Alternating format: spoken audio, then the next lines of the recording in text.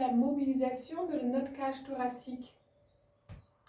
La plupart du temps, cette cage thoracique, elle devient moins mobile, voire immobile, complètement, mais voilà, vraiment assez raide. Et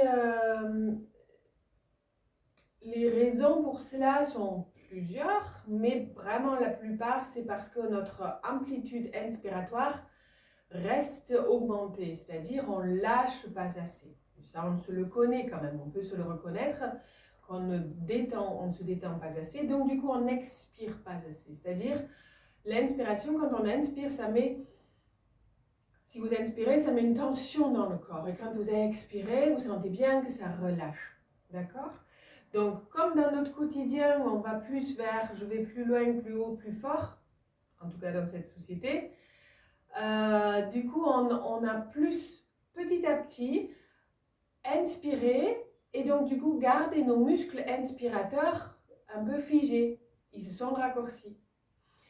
Et la mobilité de cette cage thoracique est importante parce que les côtes s'attachent à 12 vertèbres, d'accord, de la première dorsale jusqu'à la 12e dorsale. Donc ça, c'est quand même un grand espace de la colonne vertébrale. Et si cet espace-là, entre 26 vertèbres, est figé, au-dessus et en dessous, ça doit compenser.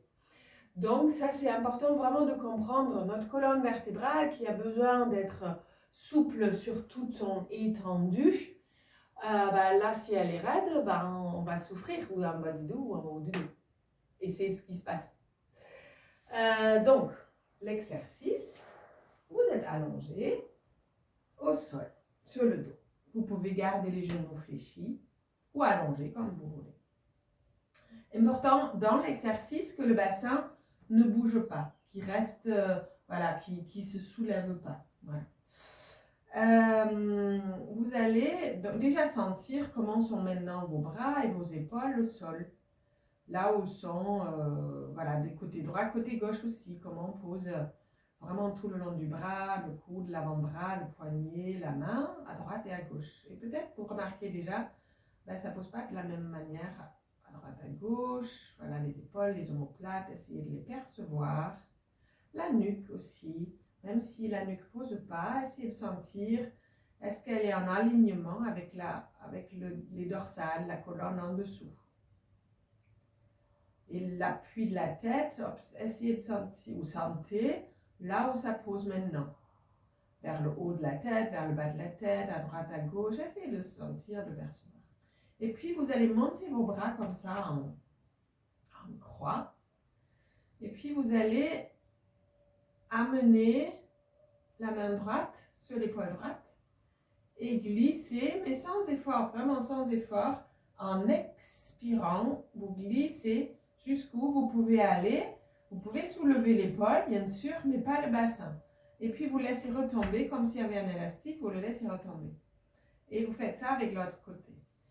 Et voilà, vous cherchez à aller au-delà du coude, et on peut aller jusqu'au poignet. Et la tête, elle bouge pas avec, elle reste lourde. Voilà. Et vous laissez retomber. Et vous continuez comme ça.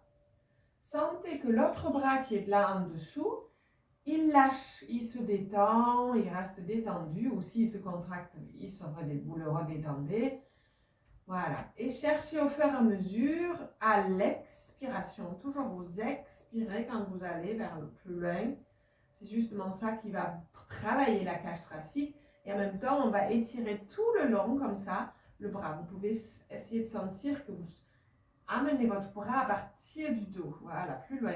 Mais sans des à-coups, ce que je vous montre là maintenant. C'est vraiment juste vous enchaîner avec l'expiration. Vous essayez de créer avec votre respiration un mouvement. Là, vous avez fini d'expirer. Vous laissez revenir l'inspiration. Et avec l'expiration, vous revenez, videz les poumons. Vous laissez revenir l'inspiration et vous enchaînez. En expirant, vous lâchez le bras qui est en dessous. Et observez d'ailleurs comment ils sont reliés, comment ils sont solidaires, comment l'autre bras veut aider en se contractant pour que le bras au-dessus puisse aller plus loin. Voilà, faites ça quelques fois et sentez justement combien vous ouvrez de plus en plus vers le dos, comment vous sentez de plus en plus dans le dos que vous étirez. Voilà. Et que vous allez plus loin vers le poignet à chaque fois. Si quelque chose se contracte, vous le relâchez. Moi, je sens par exemple à droite, vraiment, j'étire, j'ouvre parce que c'était court. Et là, par exemple, je sens qu'à droite, maintenant, ça se contracte un peu derrière. Donc, je dois le détendre régulièrement pour que le bras gauche au-dessus puisse aller plus loin. Voilà, et c'est vraiment très bon comme exercice. Ça délie les épaules. Donc, si vous êtes toute la journée au bureau, c'est formidable comme exercice. Voilà, vous pouvez le faire plus longtemps ou arrêter là maintenant aussi. Ramenez les bras comme au départ et observez.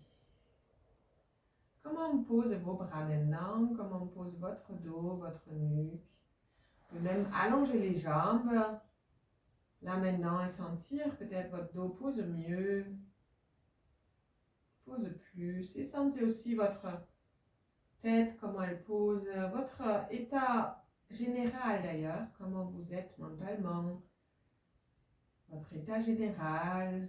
Et essayez de trouver un mot autre que bien. Voilà, c'est comment, c'est étalé, c'est waouh, encore plus apaisé, encore plus détendu, encore, voilà. Sentez, trouvez le mot qui correspond.